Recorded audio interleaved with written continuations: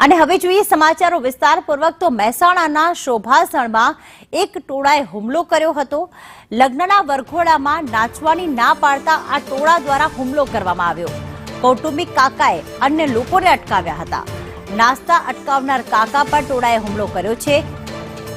હથિયારો સાથે 11 લોકોનું ટોળું જાણે તૂટી પડ્યું હતું। કૌટુંબિક કાકાને હથિયાર વડે માર પણ મારવામાં આવ્યો।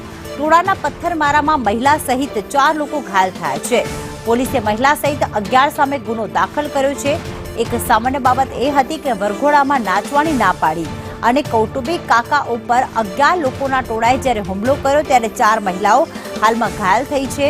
ત્યારે કૌટુંબિક કાકાને હથિયાર વડે માર પણ મારવામાં આવ્યો હતો। આખી બાબત એ રીતે બની હતી કે લગ્નમાં વરઘોડો જઈ રહ્યો હતો ને એ સમયે નાચવાની ના પાડી હતી।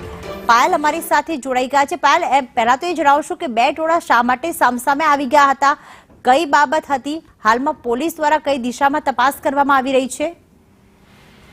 ચોક્કસ રીતે શોભાસણ ગામનો બનાવ છે। લગ્નના વરઘોડામાં અન્ય લોકો નાચતા હતા અને તેમને બહાર કાઢતા સમગ્ર મામલો બીચ્યો હતો ને કૌટુંબિક કાકાએ અન્ય ગામજનોને વરઘોડામાંથી બહાર કાઢ્યા હતા અને ત્યારબાદ આ વરઘોડામાં નાચતા જે લોકો હતા તેમને અટકાવવામાં આવ્યા હતા। ત્યારે ગુસ્સામાં આવીને તેમના કાકાએ ટોળા ઉપર હુમલો કર્યો છે। હથિયારો સાથે 11 જણાના ટોળા ઉપર હુમલો કરવામાં આવ્યો છે। ત્યારે હુમલા બાદ ટોળાએ છૂટા પથ્થરમારા પણ કર્યા હતા અને આ પથ્થરમારામાં એક મહિલા સહિત કુલ 4 વ્યક્તિઓ ઘાયલ થયા છે અને હુમલાના કેસમાં એક મહિલા સહિત 11 વ્યક્તિઓ સામે અત્યારે ગુનો નોંધવામાં આવ્યો છે અને મહેસાણા તાલુકા પોલીસ આ સમગ્ર મામલે તપાસ કરી રહી છે।